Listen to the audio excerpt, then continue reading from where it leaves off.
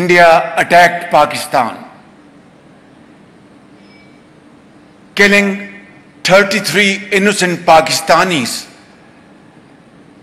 and out of which there were children. We offered namaz-e-janaza of a 6-year boy who was martyred by Indian aggression, and there were women and elderly person, and 55 Pakistanis were injured.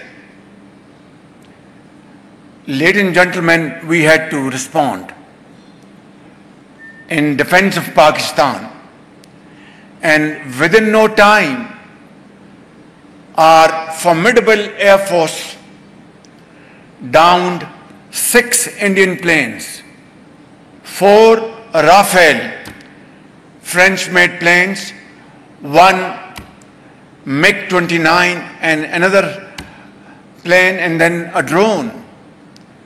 And we conveyed a message to India that Pakistan is a very peace-loving country, wants to promote peace and progress and prosperity in the region. But if come to the point of attacking Pakistan, then we will respond with fullest might.